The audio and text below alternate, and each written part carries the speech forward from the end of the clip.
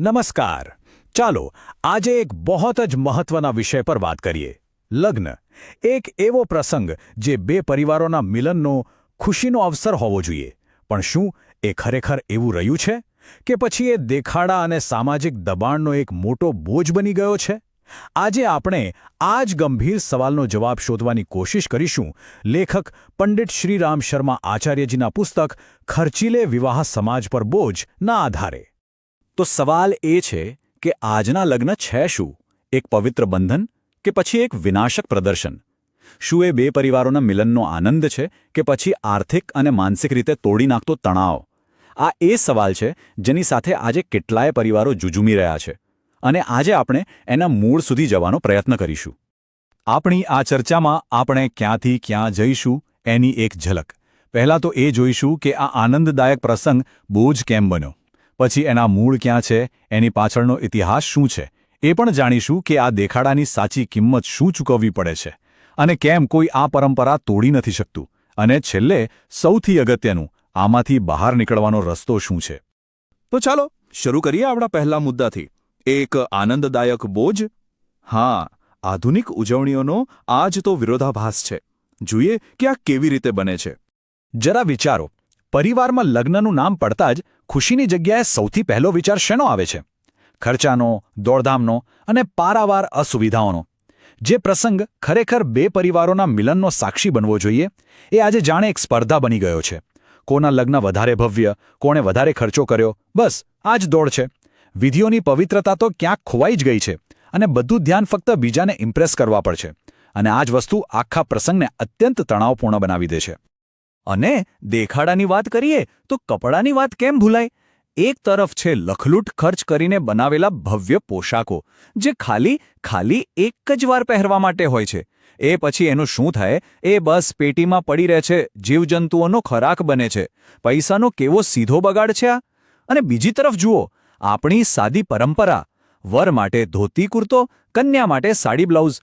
કેટલું ગૌરવપૂર્ણ અને સાંસ્કૃતિક રીતે યોગ્ય લાગે છે. લેખક અહીં એકદમ સાચો સવાલ પૂછે છે કે આ કેવી સમજદારી છે ભાઈ? હવે એક મોટો સવાલ. આ બધા ભપકાદા રિવાજો, ખાસ કરીને આ જે જાન લઈને જવાની પ્રથા છે, એ આવી ક્યાંથી? તમને શું લાગે છે? એનો જવાબ જાણીને કદાચ આશ્ચર્ય થશે, કારણ કે એની શરૂઆત કોઈ આનંદની પરંપરાથી નથી થઈ. લેખકના મતે આજના સમયની બારાત ખરેખર તો સામંતવાદી યુગના હિંસક હુમલાઓનું જ એક પ્રતિબિંબ છે. જરા કલ્પના કરો, જૂના જમાનામાં લડાયક સરદારો, લૂંટારાઓ ઘોંઘાટ કરતા, હલ્લાબોલ કરતા, ગામમાં ઘૂસતા. શું કરવા? ધન લૂંટવા અને સ્ત્રીઓનું અપહરણ કરવા. અને આજે એ જ શક્તિ પ્રદર્શનની નકલ થાય છે. મોટા અવાજે વાગતું સંગીત, ઝાગઝમાળ લાઇટો અને એક પ્રકારનું વર્ચસ્વ બતાવવાનો એટીટ્યૂડ. આ સરખામણી આપણને વિચારવા પર મજબૂર કરી દે છે કે આપણે ખરેખર કઈ પરંપરા નિભાવી રહ્યા છીએ. પંડિત શ્રીરામ શર્મા આચાર્યજી આ વાતને બહુ સ્પષ્ટ શબ્દોમાં કહે છે. એમના શબ્દોમાં જ સાંભળીએ તો, આજની જાન એ યુગની એક અપ્રિય યાદ અપાવે છે જ્યારે ધન અને સ્ત્રીઓની લૂંટ થતી હતી. કેટલા ધારદાર શબ્દો છે! આ સ્પષ્ટ કરે છે કે આ બે પરિવારોના મિલનનો માર્ગ તો નથી જ, પણ ક્યાંક ને ક્યાંક એક પક્ષ દ્વારા બીજા પર પોતાનું વર્ચસ્વ બતાવવાનો એક પ્રયાસ જરૂર છે. તો આ દેખાડાની, આ કહેવાતી પ્રતિષ્ઠાની સાચી કિંમત શું છે? એની આપણા સમાજ પર, આપણા પરિવારો પર શું અસર થાય છે? ચાલો હવે એના દૂરગામી પરિણામો પર એક નજર કરીએ. ખાસ કરીને એક મધ્યમવર્ગીય પરિવાર માટે સમાજની આ અપેક્ષાઓ પૂરી કરવી એ જાણે વિનાશના ત્રણેય રસ્તાઓમાંથી કોઈ એક પસંદ કરવા જેવું છે. પહેલો રસ્તો અપ્રમાણિકતાનો. લગ્નનો ખર્ચ પહોંચી વળવા માટે ભ્રષ્ટાચારનો સહારો લેવો. બીજો રસ્તો બલિદાનનો. પાઈ બચાવવી એટલી હદે કે બાળકોની નાની નાની જરૂરિયાતો પણ પૂરી ન કરવી. અને ત્રીજો અને સૌથી સામાન્ય રસ્તો દેવું. માથે દેવાનું ડુંગર કરી દેવો અને પછી આખી જિંદગી એના હપ્તા ભરવામાં અને અપમાનમાં જીવવું. વિચાર કરો, આ ત્રણેય રસ્તા ક્યાં લઈ જાય છે? વિનાશ તરફ જ. અને આ રિવાજોની એક બહુ જ ખરાબ આડઅસર છે. એ છે દહેજ પ્રથા. લેખક બહુ સ્પષ્ટપણે કહે છે કે લગ્નના આ બધા ખોટા ખર્ચાઓ દહેજ જેવા સામાજિક દૂષણોને જીવતા રાખે છે.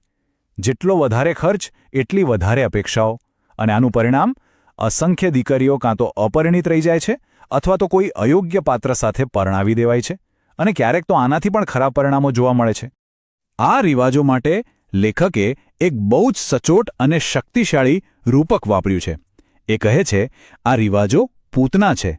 યાદ છે ને પૂતના? એ રાક્ષસી જે સુંદર સ્ત્રીનું રૂપ લઈને આવતી, પણ એનું અસલી કામ તો બાળકોને મારવાનું હતું. બસ આ રિવાજો પણ એવા જ છે. ઉપરથી સુંદર, ભવ્ય, આનંદદાયક લાગે છે, પણ અંદરથી એ પરિવારના ભવિષ્યને, એની સુખાકારીને કોરી ખાય છે. તો હવે એક બહુ જ મહત્વનો સવાલ મનમાં આવે છે. જો બધાને આનાથી તકલીફ છે, તો દરેક જણ પીડાઈ રહ્યું છે, તો પછી આ બધું બંધ કેમ નથી થતું? આ ચક્રો ચાલ્યા જ કેમ કરે છે? ચલો એ શક્તિશાળી કારણને સમજીએ જે આ પરંપરાને તોડવા નથી દેતું. વિચિત્ર વાત છે ને, જો દરેક જણ પરિવર્તન ઈચ્છે છે, તો પછી કોઈ પહેલ કેમ નથી કરતો? બધા જ ખાનગીમાં તો ફરિયાદ કરે છે કે આ બહુ ખોટું છે, આટલો ખર્ચો ના થવો જોઈએ. પણ જ્યારે પોતાના ઘરે પ્રસંગ આવે, ત્યારે જાહેરમાં એ જ બધા રિવાજો નિભાવે છે. આવું કેમ? અને એનો જવાબ છે એક ડર. લોકો શું કહેશેનો ડર. સમાજમાં ગરીબ કે કંજૂસ ગણાઈ જવાનો ડર. આ એક જ ડર એટલો મોટો છે કે વ્યક્તિની સામાન્ય સમજ પર, એની આર્થિક તકલીફો પર પણ ભારે પડી જાય છે. લોકો ભલે દેવામાં ડૂબી જાય, પણ સમાજમાં પોતાની ખોટી શાન ઓછી થવા દેવા માંગતા નથી. આ એક વિચિત્ર વાસ્તવિકતા છે, જેને સામૂહિક ભ્રમ કહી શકાય. દરેક વ્યક્તિ ખાનગીમાં એમ જ વિચારે છે કે ખાલી હું જ આ રિવાજોનો વિરોધી છું, બાકી બધા તો ખુશ છે. પણ હકીકત એ છે કે લગભગ દરેક જણા બદલાવ ઈચ્છે છે, પણ કોઈ બોલતું નથી, કારણ કે દરેકને એમ લાગે છે કે એ એકલો છે, અને આ જ ડરના કારણે આ દુષ્ટ ચક્ર ચાલતું રહે છે. તો શું આનો કોઈ ઉકેલ જ નથી? છે, ચોક્કસ છે, અને હવે આપણે એ ઉકેલ તરફ જ આગળ વધીશું. લેખકે એક બહુ જ સ્પષ્ટ અને હિંમતભર્યો રસ્તો બતાવ્યો છે, જે સાદગીનું સાહસ કરવા માટે પ્રેરે છે. તો સાચી ઉજવણી કેવી હોવી જોઈએ? લેખક એક આખી રૂપરેખા આપે છે. એમનું કહેવું છે કે લગ્નને એક સાદા, ઘર આધારિત પારિવારિક તહેવારની જેમ ઉજવો. મહેમાનો, બસ બંને પક્ષના 10-10 મુખ્ય લોકોને જ બોલાવો. મોટા અવાજવાળા બેન્ડ, ફટાકડા, ભવ્ય સજાવટ, આ બધાને દૂર કરો. કપડાં સાદા, ગૌરવપૂર્ણ અને પરંપરાગત પહેરો. અને સૌથી મહત્વનું, દેખાડાને બદલે સંબંધની આધ્યાત્મિક પવિત્રતા પર ધ્યાન કેન્દ્રિત કરો. આ છે સાચી ઉજવણી. અને વિચારો, આ વ્યર્થ ખર્ચમાંથી જે પૈસા બચશે, એનું શું થઈ શકે? એ પૈસા દીકરીના શિક્ષણ પાછળ, એના વિકાસ પાછળ રોકી શકાય છે. જે પૈસા આપણે ખોટા દેખાડામાં બાળી નાખીએ છીએ, એ જ પૈસા એક દીકરીનું ભવિષ્ય ઉજ્જવળ બનાવી શકે છે. આનાથી મોટું મહિલા સશક્તિકરણ બીજું શું હોઈ શકે? પણ ડર લાગે કે લોકો શું કહેશે, તો આ વાત યાદ રાખવા જેવી છે.